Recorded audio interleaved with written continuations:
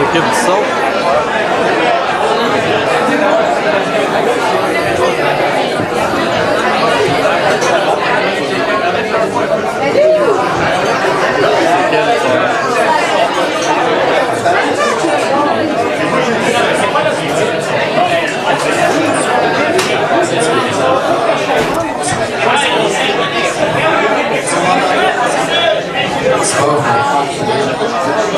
C'est pas les micros, c'est ça.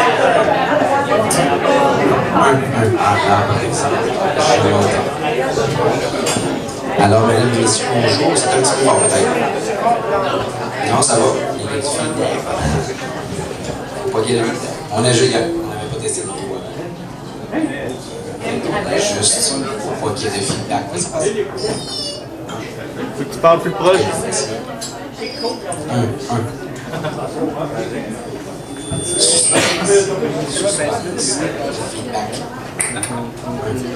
Ah, c'est mieux. Ah, plus fort. Tu veux que je parle plus fort? Plus fort. 1, 2, 3. Les vrais tests de son. 1, 2, 3, check. Oh, c'est bon. C'est bon? Messieurs, faites-moi un petit thumbs up. C'est parfait. Merci beaucoup. Désolé pour ce petit contretemps technique. C'est tout ce qui est quand même important, la technique. Mon nom est Mathieu, j'ai l'honneur et le plaisir d'être maître de cérémonie pour vous ce soir. Je me suis demandé de faire ça pour elle, et ça me fait très plaisir d'être là. Donc, un petit mot de bienvenue, d'être présent à ce lancement de ce recueil de poésie, Les airs protégés de l'amour. Donc, Ursula a convié un échantillon de son écosystème personnel. Donc, il y a des amis, il y a de la famille, il y a des amateurs de poésie, on a toutes sortes de monde. On va passer un bon moment ensemble. Donc, c'est pas moi qui fais le spectacle, évidemment. Je vais inviter dès maintenant, il y a quelques personnes qui vont dire des petits mots. Tout de suite, maintenant, c'est Marie-Laurence, la fille de Ursula, qui va venir faire un petit mot.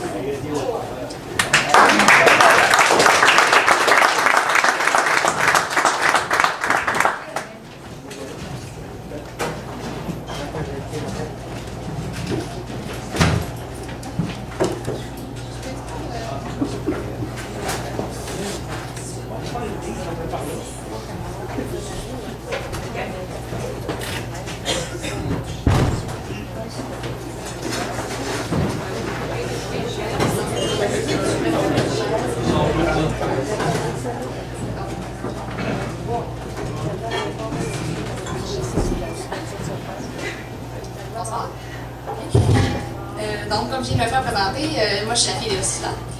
Je suis vraiment stressée d'être ici. Il faut croire que parler devant le monde, j'ai pas retenu ça de ma mère. Mais bon. Ok. Merci. Donc, quand ma mère m'a demandé de prendre la parole à son lancement, premièrement, je me suis dit, bon, qu'est-ce qu'on dit à un lancement de poésie? Puis, premièrement, surtout quand c'est celui-là de ta mère. Fait que là, au début, je me suis dit, je pourrais dire que, comme ce que toutes les filles diront à leur mère, que ma mère, c'est une femme intelligente, belle, forte, mais je me suis dit que si vous étiez ici ce soir, c'est que vous le savez sans doute déjà. Moi, ce que je voudrais que vous sachiez, c'est que ma mère, c'est une femme qui a des rêves, puis qui réussit toujours à tout faire ce qu'il faut pour les réaliser. Être une poète, du plus loin que je me souviens, ça a toujours été un de ses rêves. J'ai commencé à le réaliser le jour où elle a écrit ses poèmes, qu'elle les a encadrés, puis qu'elle les a mis dans notre maison pour décorer les murs. Mais même à ce moment-là, j'avais pas vraiment compris c'était quoi la signification pour elle de faire ça. J'avais comme plus l'impression que ça faisait ressortir son côté designer de maison que son côté poète. Mais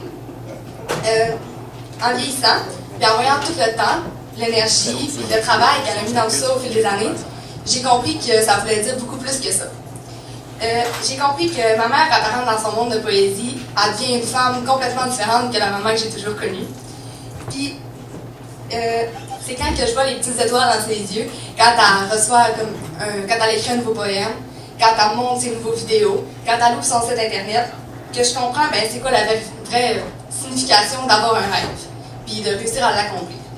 Puis c'est ça que je voudrais que vous reteniez de ma mère, c'est que c'est une femme qui va au bout de tous ses rêves, qui baisse pas les bras, peu importe c'est quoi qui arrive, puis qu'elle ne se laisse pas influencer par ce que les gens disent autour de elle. Puis ça, c'est vraiment un exemple de détermination que je suis contente qu'elle m'ait foncé. C'est ça, je t'aime maman.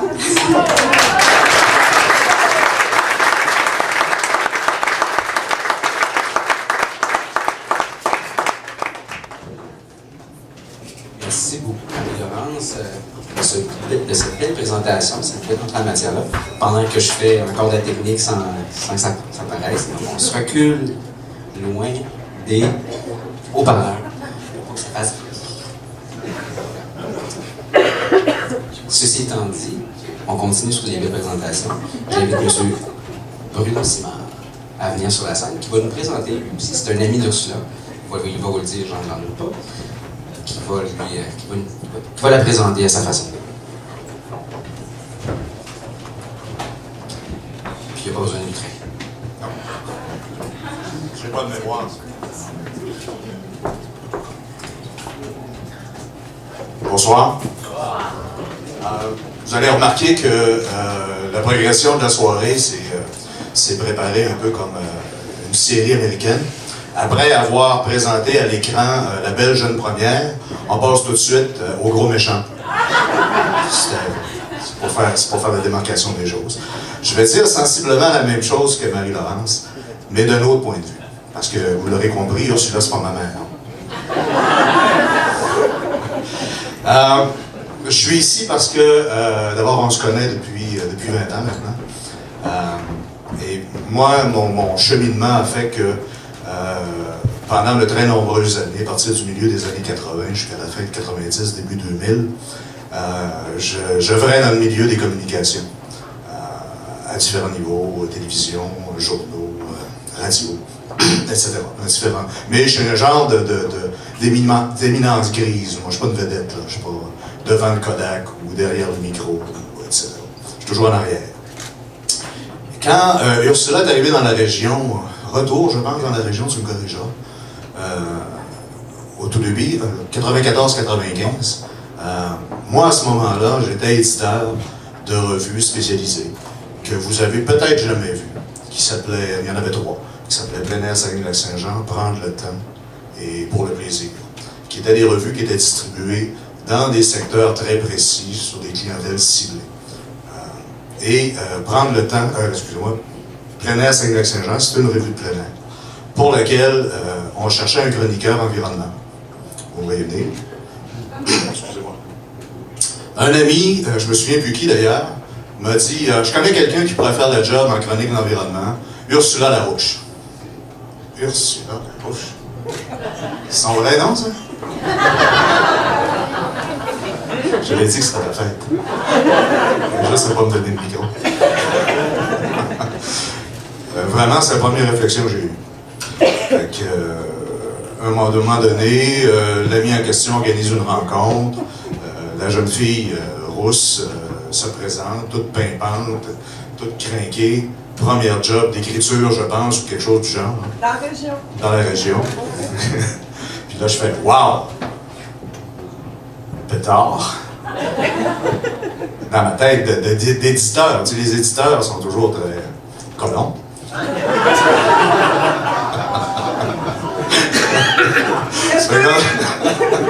Dans ma tête d'éditeur, ça fait « Wow! Pétard! » Deuxième question d'éditeur. « Sais-tu écrire? » Bonne question.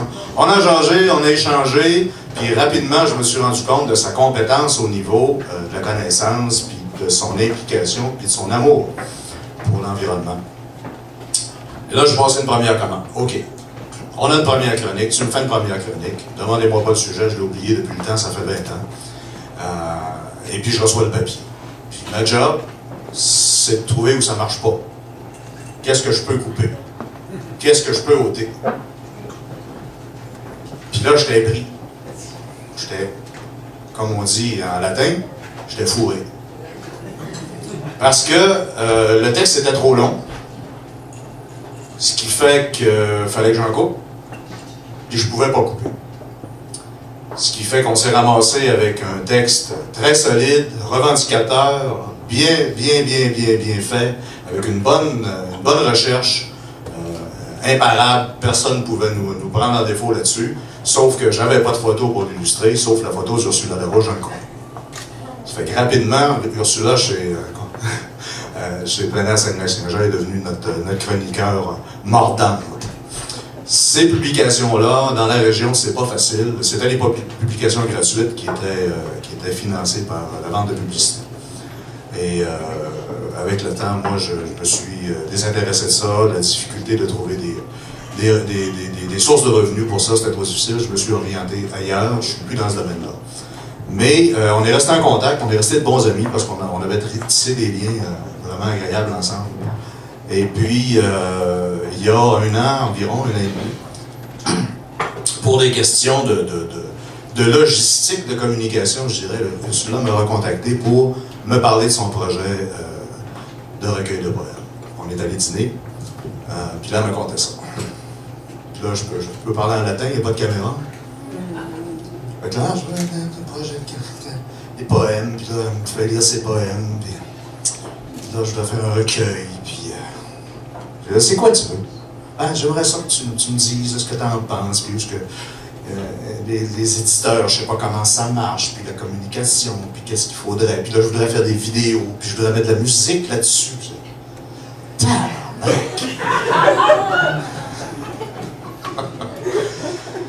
Là, elle m'explique ça, mon échange. Je dis, moi, je vais te donner un coup de main, là, mais j'y croyais pas beaucoup. Je n'y croyais pas du tout.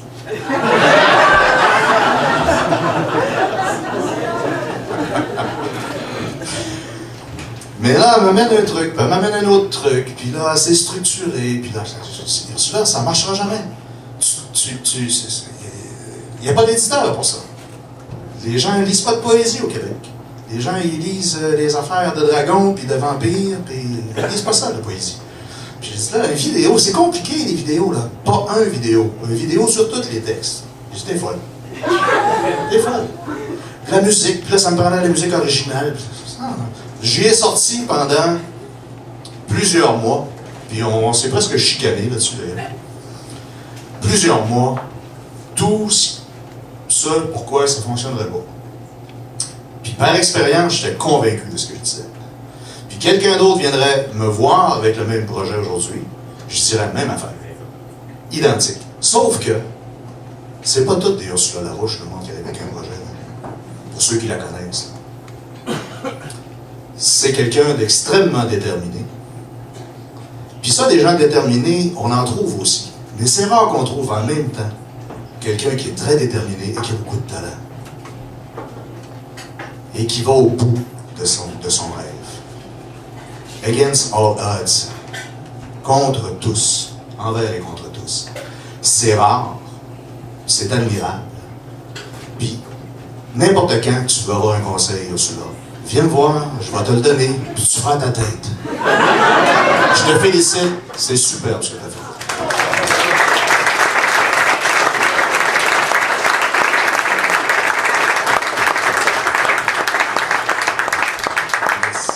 Monsieur Simard, c'était très intéressant. C'est une belle façon de présenter l'auteur. Bon, maintenant, elle pourrait peut-être qu'elle peut se défendre elle-même maintenant un petit peu, qui pourrait effectivement venir vous parler de son rêve, puis de sa démarche artistique, de ce bel accomplissement-là. Avant que je vous quitte, parce que je vais passer le micro à Ursula, moi je vais revenir pas sur la scène pour les 30 quelques prochaines minutes. Fermez vos cellulaires, vous ne pouvez pas les entendre, vous ne pouvez pas entendre la non plus. Faites attention à ça, ça serait une fois. Donc, l'auteur, l'artiste, Ursula Fleury-Larouche.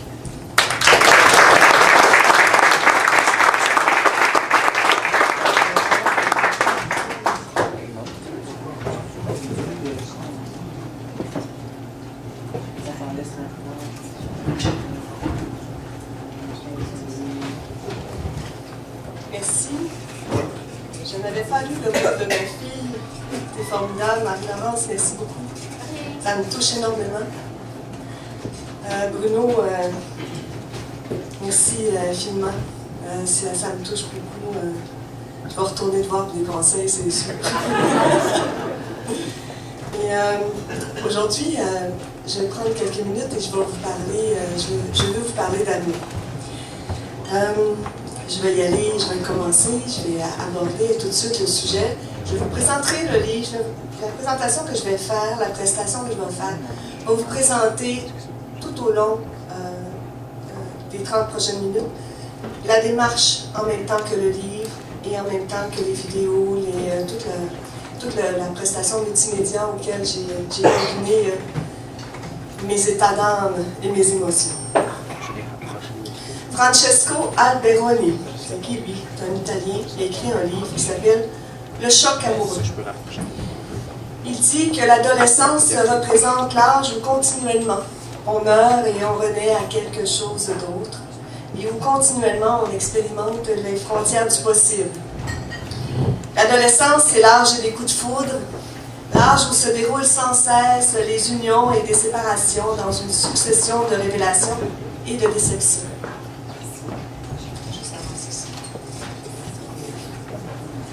Lorsqu'on affirme que tomber amoureux, si à l'adolescence et la jeunesse, mais plus du tout aux autres âges de la vie, on ne se borne pas seulement à constater le fait, on ajoute aussi que c'est déplacé, que c'est pas convenable, que cet accident ne devrait pas se produire.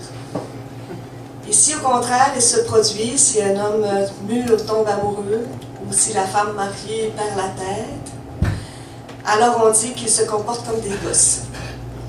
Ils font alors quelque chose qui ne convient pas à leur âge, à leur statut, à leur devoir, ce qui est permis dans l'adolescence, c'est-à-dire de rompre avec sa famille, est maintenant interdit. Se comporter comme des gosses sans l'être ne signifie qu'une chose, et une seule, et c'est ce que Alberoni dit, c'est on rompt avec une institution alors qu'il ne le faudrait pas. Mais s'il s'agit d'un jeune, c'est admis, reconnu, ça doit être fait, mais à un autre âge, non. Là, l'enfant ne peut ni ne doit rester un enfant collé à sa mère, à son père, à ses jouets. L'adulte, au contraire, est arrivé. Il a atteint un statut, une situation, une place où il doit rester. Et l'institution a horreur de l'état d'amour naissant. Je crois que malgré mes efforts pour devenir une adulte, la vie m'a offert souvent des signes d'adolescence malgré moi. Au cours de ma vie, j'ai pu saisir chaque fois les sentiments que ces amours ont provoqués en moi, et mon talent a été de cette capacité de les mettre en mots, en poème, d'en faire une œuvre au lieu d'en faire une dépression. Depuis que je suis jeune, j'écris de la poésie avec ces sentiments que j'ai éprouvés, et au fil du temps, j'ai accumulé des textes. Et il y a 4 ans, à la lumière de tous les textes que j'ai accumulés, j'ai décidé de les prendre et d'en faire un livre. Mais c'était insuffisant. Je trouvais moi-même que la poésie dans les livres pour en lire ne me permettait pas de bien saisir le sentiment que j'avais à offrir. Je trouvais que les vidéos, les citations qu'on trouve sur Facebook et les médias sociaux, c'était beau, on en parle, on se les envoie. Alors je me suis dit, il me semble qu'avec les moyens technologiques d'aujourd'hui, je devrais pouvoir mettre ça moi aussi en vidéo, puis j'ai essayé. Et j'ai réussi, et pas seulement à les mettre en vidéo, mais à toucher des cœurs avec ce que j'ai fabriqué. Puis j'ai osé. J'ai osé demander à un pro ce qu'il en pensait. J'ai demandé à Luc Harvey du cégep de Jonquière, qui est professeur en arts et technologies des médias, comment il trouvait mes poèmes en vidéo.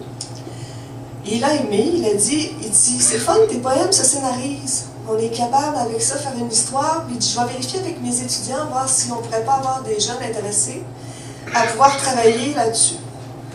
Donc, au départ, il y a eu un engouement incroyable. Je me suis retrouvée avec 6 à 8 étudiants intéressés. Mais il y en a juste un qui a survécu à l'ensemble du projet. Il est ici. C'est Guillaume Boulay, qui est ici à la console. Qui s'est fait accompagner aussi avec Jean-Philippe. Jean-Philippe avait commencé, il a continué quand même d'accompagner. Et je vous offre aujourd'hui ma poésie qui est jumelée avec les images de Guillaume et de Jean-Philippe. Bon, il fallait de la musique aussi. La vie a mis sur ma route un homme formidable, qui est devenu un ami, et son amitié qui m'a aidé à oser mon livre dans une période de vie qui est très difficile pour ceux qui m'ont connu dans les 2 dernières années. Et c'est sa musique qui m'a permis d'oser les vidéos. C'est Jean-François Vézina que vous allez entendre ce soir. Et je peux déjà vous dire qu'il y a 2 autres musiciens qui m'ont donné leur autorisation pour compléter et faire d'autres vidéos. Elle viendra dans les prochains mois. Au moment où le livre était sur le point de partir pour la mise en page, je trouvais qu'il manquait des images pour illustrer le texte. Donc, à Paris, en mai, je me suis dit, qu'est-ce que je pourrais faire? Et il m'est venu une idée. J'avais une amie d'enfance, Isabelle Girard, qui est peintre. J'avais acheté ses toiles, j'ai toujours aimé ce qu'elle faisait. À l'école, on était un public une pour l'autre. Moi, j'écrivais de la poésie, lui, il montrait ça pendant les cours de maths. Puis elle décrivait ses toiles, puis on a appris, elle m'a même montré à peindre. Puis le prof de maths était exaspéré au point où il a écrit dans mon livre de finissante de secondaire 5 un vers. Non, mais quand même, le prof de maths, il a écrit « La réussite est à l'effort comme l'eau est à la rivière. » Et oui, il serait bien plus étonné de me voir biologiste que poète. Il s'appelait Claude Lemonde. J'ai donc demandé à Isabelle de lire mon livre et pour voir s'il pouvait l'inspirer. Isabelle est en couple depuis 30 ans et elle a produit 8 toiles. C'est à travers ses yeux que j'ai compris que même si je parle d'amours qui sont différents, elle a été touchée et que je pouvais... et que j'ai compris que mon livre parle à tout le monde, pas juste à des gens qui rencontrent différentes amours. Est-ce que vous voyez les images qui sont là, celles qui sont dans le livre, ont été faites par Isabelle. Mais de quoi il parle, ce livre? Hein? Un rêve? Il parle d'un rêve. Marie-Laurence parlait des toiles, des poèmes qui trônent dans ma cuisine. Il y en a un qui trône au milieu de tous depuis toujours. Je rêve d'un café sous l'arbre de vie, espace enfin sacré, un oiseau dans son nid. Je rêve d'un amour, d'une étreinte d'énergie, la lumière d'un toujours à construire chaque jour. Et je rêve d'un château bercé par les bruits d'eau qui transporte les rêves et noie les corbeaux.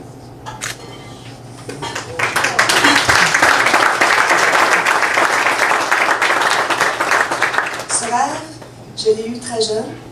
Je voulais trouver un amour, juste un.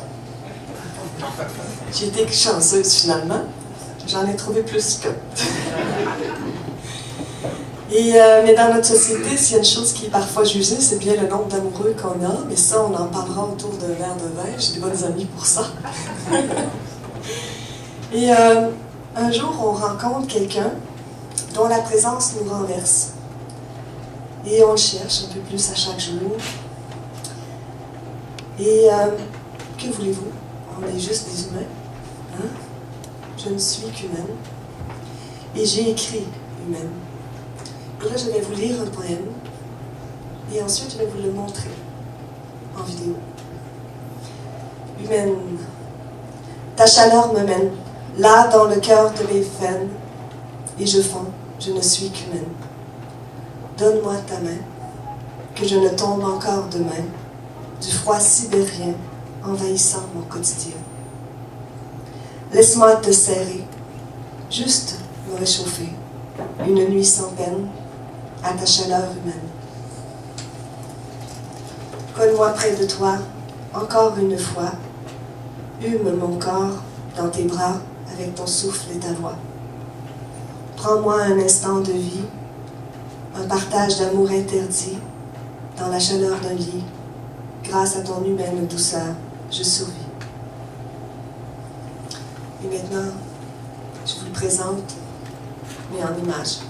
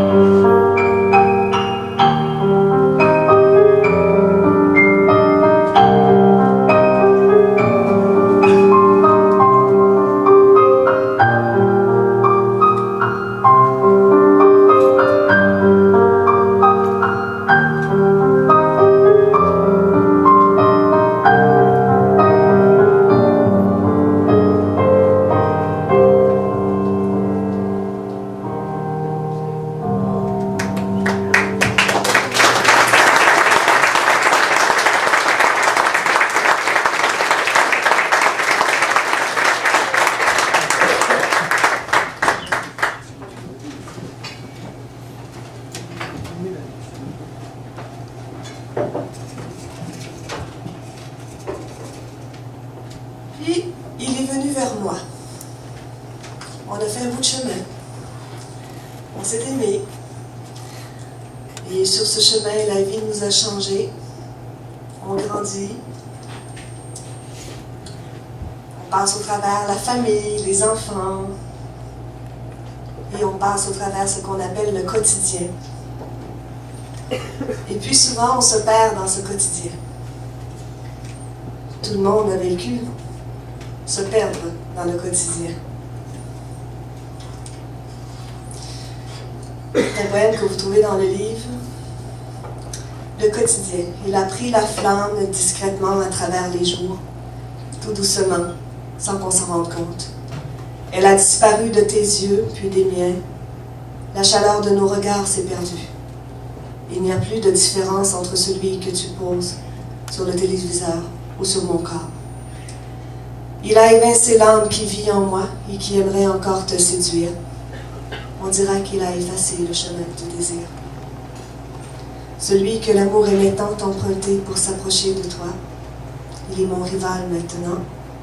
Il est celui que je veux faire taire, faire disparaître de ton regard. Il est plus fort que moi, plus fort que nous. Il nous avale à petit feu dans le silence des jours tranquilles. Seul le chaos pourrait le réveiller. Mais je ne sais pas après où ton regard va s'arrêter. Sur moi ou sur l'autre. Je ne sais même pas quel chaos je dois invoquer pour l'ébranler. Alors à chaque jour qui se lève, je regarde passer le quotidien en espérant qu'il partira demain.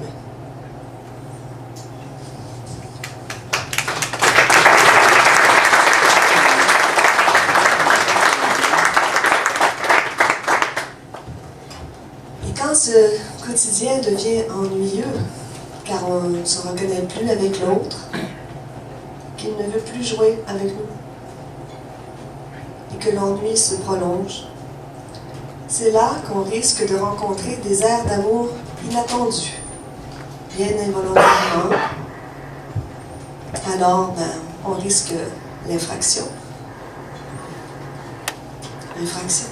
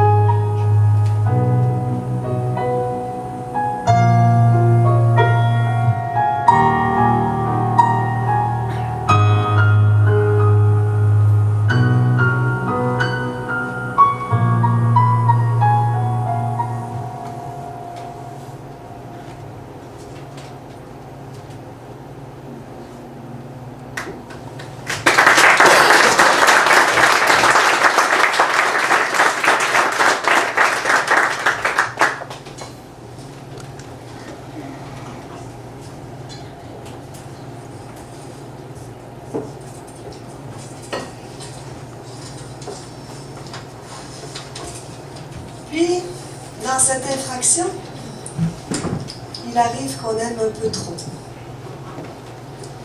Le poème que je vais vous lire, parce que, vous voyez, si je faisais que ça à temps plein, je l'apprendrais tout par cœur, là, mais je ne peux pas arriver à tous les apprendre par cœur, peut-être un jour. Mais le poème que je vais vous lire se classe dans la catégorie des slams. Il a d'ailleurs été apprécié lors de la première chic soirée de slam en décembre dernier au bar à Piton, puisque le public m'a choisi pour passer en finale la soirée, à ma grande surprise, et j'ai mon grand étonnement, mais j'étais très contente. Ça s'intitule Trop. Trop, être toi. Trop, avec toi, être trop. Trop près ou trop loin. Trop de moi dans mes pensées ou de nous dans mes rêves. Trop compliqué de m'insérer dans ta vie ou d'en sortir. Ah, si je n'étais pas de trop, mais tout ce qu'il y a de trop, c'est ton absence de ma vie démesurée, mais ta présence à l'esprit insensé. J'ai mis le pied trop près de toi, mon cœur s'est piégé dans l'enclos.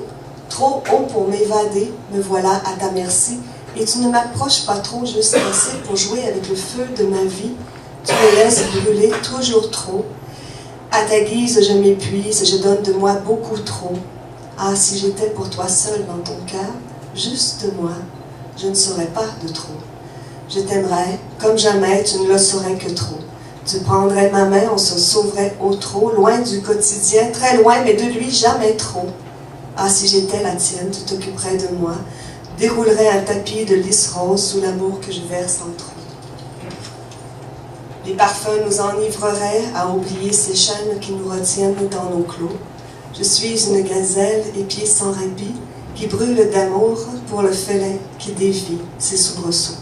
Ah, si j'étais forte, je partirais par la grande porte et je te dirais, si tu ne peux m'aimer en m'offrant le sceau d'un amour apparent bercé de regards évidents, adieu mon amour de trop, mais je ne suis que moi, blessée dans l'herbe haute, et je ne cherche pas à éviter ma faute. Ah, si j'étais chanceuse, tu viendrais à moi pour les jours de trop, ceux que tu voudrais, vivre vrai, vivre trop. Bravo! Merci.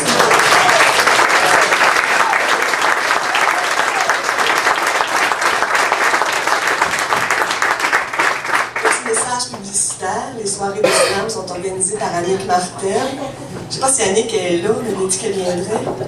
Mais Annick et Marilyn, une fois par mois, c'est à Chicoutimi, pour ceux qui aiment la poésie ou qui veulent le découvrir.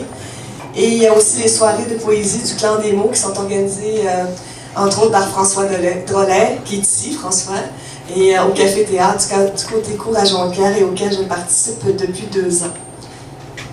Donc, après avoir goûté à l'amour naissant, au quotidien, à l'infraction, quelle qu'elle soit, dans notre tête virtuelle, texto, mettez-en, et aussi, il nous arrive, pas on doit, mais souvent, on goûte aussi à l'amour qui finit. Qui n'a pas vécu une peine d'amour? Le chemin le plus triste de l'amour.